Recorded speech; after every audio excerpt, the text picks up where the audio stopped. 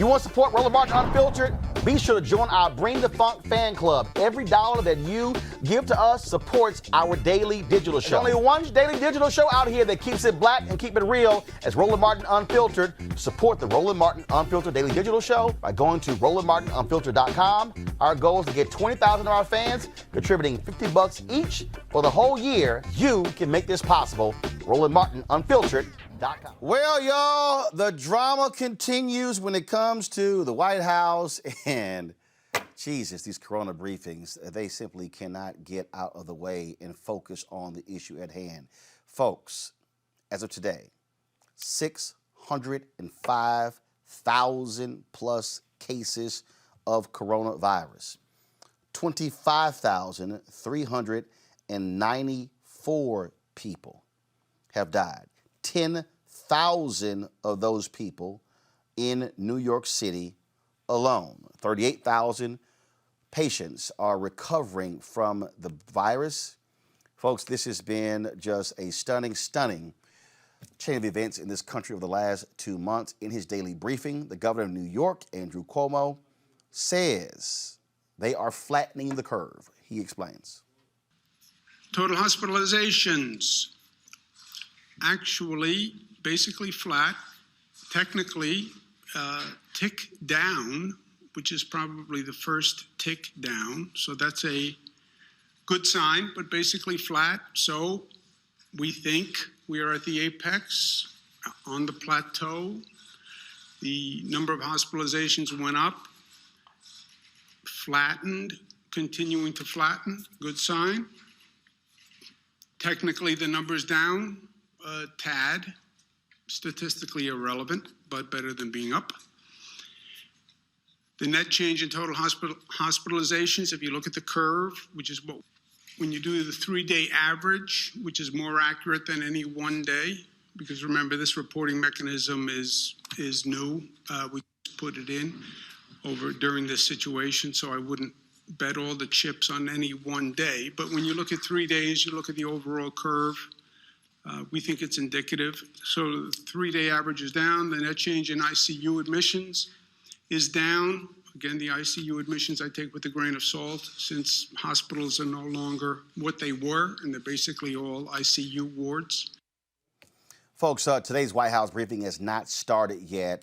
We'll see exactly how crazy it is, because yesterday was truly, let's just for lack of a better phrase, batshit crazy, where Donald Trump actually blamed the media for his failure to lead.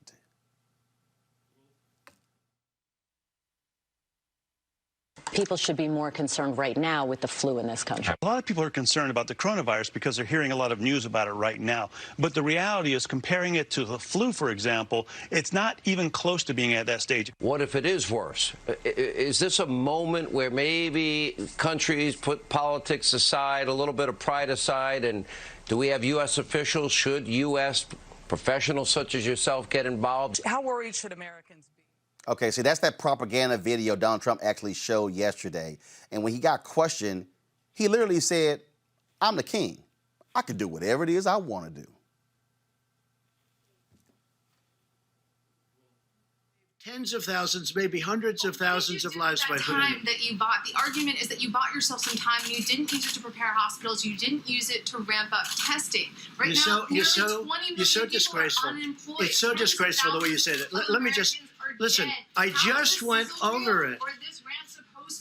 I just went over it. In an unprecedented crisis. Nobody thought we should do it, and when I did it. But what did you do with the time that you bought? You know the we month did. Of February. You know what we did. What do you do? Month of February. What do you do when you have no case in the whole United States? When you excuse me, you reported it. 0 cases, 0 deaths on January 17th. February, the entire January. I said in January. Your video has a complete gap. On January 30th. What did your administration do in February with the time that your travel ban bought you? A lot. And in fact, we'll give you a list. What we did, in fact, part of it was up there. We did a lot. Look. You know you're a fake. You know that. Your whole network, the way you cover it, is fake. And most of you, and not all of you, But the people are wise to you. That's why you have a lower approval rating than you've ever had before, times probably 3. And when you ask me that question, let me ask you this: why did Biden apologize? Why did he write a letter of apology? No, that's very important. Why did the Democrats think that I acted too quickly? You know why? Because they really thought that I acted too quickly. We have done a great job. Now, I could have kept it open. And I could have done what some countries are doing. They're getting beat up pretty badly. I could have kept it open. I thought of keeping it open because nobody's ever heard of closing down a country, let alone the United States of America. But if I would have done that, we would have had hundreds of thousands of people that would right now be dead. We've done this right, and we really have done this right. The problem is the press doesn't cover it the way it should be. Go ahead, one more. Oh, so he's upset the press just doesn't kiss his butt and do what he wants to do. Well, today, he had a photo op with folks who've survived the coronavirus. Let's just say he is not happy with Paula Reed of CBS. This happened today. Go to my iPad. Thank you all very much. We'll see you in a little while. Thank you. Thank you very much. Do any of you have reason to give your immune? Let's go, Paula. Are you concerned? You travel Paula, pretty we're far. done. It's Let's a go. risk. Paula, Do any of you have reason to believe We're you're finished. immune? Paula, let's go. We're done.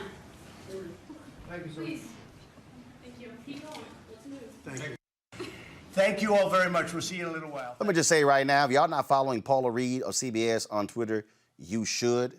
That's how you are to stand up to an idiot. That's how you are to deal with somebody who is completely out of control, who does not want to answer any questions, and who wants to berate and demean the press at every juncture. Joining us right now is Congresswoman Bonnie Watson Coleman of New Jersey. Congresswoman, glad to have you on the show.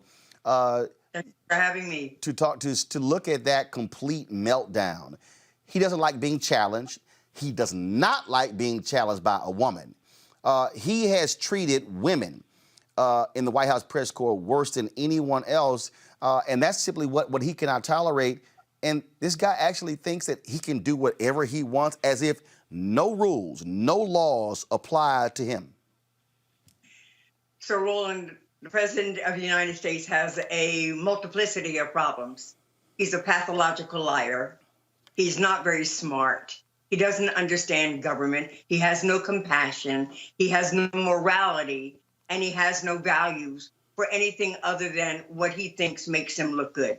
And to tell you the truth, as a person who's been in government the majority of her life, and a person who, even as an African American in a country that didn't always treat us and doesn't always treat us the way we should be treated, I love this country, and it hurts me to my heart that he uses that bully platform to berate people, to denigrate the office, to lie outright to people, and to spend that time when he should be giving us information as to what makes us safer, giving us information. How are you going to get the doggone supplies to the people and the hospitals that need them? How are you going to make sure that the money that's been in these bills to protect people who are not getting a paycheck, how are you going to support the small businesses that are dying now because everyone is staying home? How are you going to protect the people on the front lines in the hospitals? Where are you going to get them the supplies that they need? Instead, he stands up there like a raving maniac and idiot. And it's sickening to watch. Of course, he's on the news. He's on right now, beginning this news conference from the Rose Garden. I don't carry his news conferences live when he is speaking, primarily because he lies too much.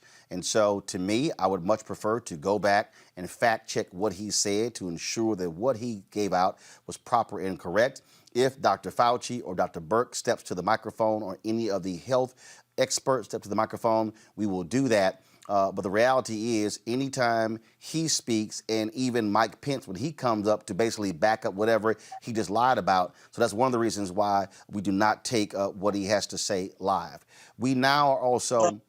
go ahead, I'm sorry. We thank God for the fact checkers. Oh, absolutely. And so, and again, Absolutely. so it's not a question of saying, well, no, we can't play what you say, but you better be truthful when you actually speak. Let's talk about what is happening when it comes to additional assistance. I am hearing, I've been talking about this for the last several weeks, but it's really the case now. I'm hearing from more and more African-American business owners who are scared to death that they're going to lose their business. They're going to have to lay off and fire staff. They're going to lose everything that they have.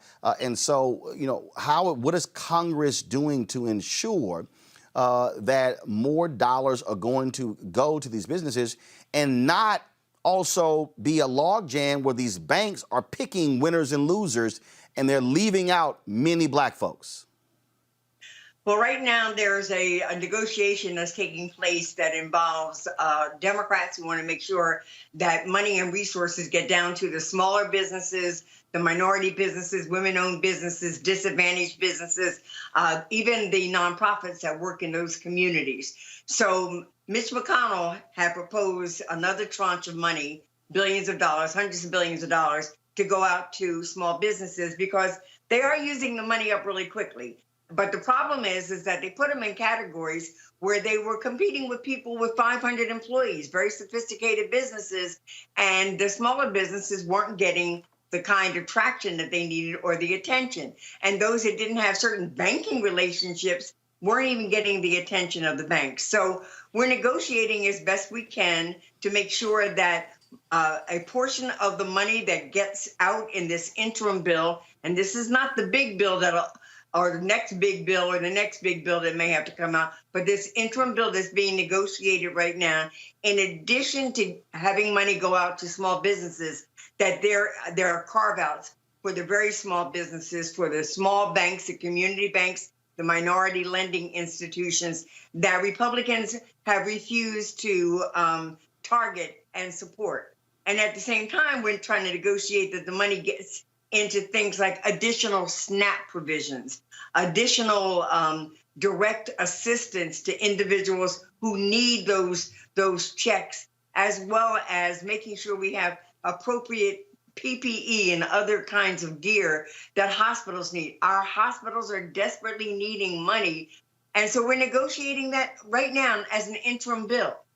And it's a tough negotiation because we know that the small businesses need additional money. It was gobbled up really quickly. We know that the smallest of businesses, the ones in our communities, didn't get enough attention. Our churches aren't even getting the attention that they need, but there's supposed to be support and protection for even them. So the negotiations that are taking place right now are pretty painful, I think, but we're not going to give in until we get some guaranteed support that gets down to the neediest, not the greediest. Let's also talk about a bill that CBC members are also pushing, and that is to compel the federal government to release daily race data when it comes to coronavirus. Why is that important? Well, because we're finding out, and just really no surprise to any of us, that when America gets a cold, black folks get pneumonia, that the disproportionate impact on the black community in both the infection as well as the death rate is something that we need to pay attention to because that's what happens to us. And so finally, there's a discussion on the main stage. Even Dr. Fauci mentioned it, recognizing that we've got this disproportionate negative impact happening in our communities. So we need to have data collected on a daily basis because from that data, we need to know where to send the resources and to send them in a expedited way. We need more testing. We need rapid response testing, and we need it in the communities that have been underserved as well as in other communities. So that's why the data collection is vital. Also, last question for you. You early on caught the directive from the Department of Labor suspending affirmative action guidelines. Is that still in place? You raised the issue, the National Urban League and others picked up on that. And so where do we stand when it comes to that? Well, we sent a letter to them. The Black Caucus has been pushing that out as well. We've asked that language in any bill that comes out under the coronavirus support mechanism has language in it that says that you will not dispense any of the affirmative action and EEO requirements in any government activities under the coronavirus bill. So I haven't gotten a response from them. I don't expect them to go easily on this, but I think it is an important issue that we need to focus on, because affirmative action has only been about leveling the playing field. And so with these hundreds and hundreds of billions of dollars, trillions of dollars that are going to go out as a result of this coronavirus issue, we need to be able to benefit from it from the service perspective as well as the business perspective. All right, Congresswoman Bonnie Watson-Coleman of New Jersey, we certainly appreciate it. Thank you so very much, and we'll keep giving them hell. Thank you so very much. I want you to like, share, and subscribe to our YouTube channel, youtube.com/Roland S. Martin, and don't forget to turn on your notifications.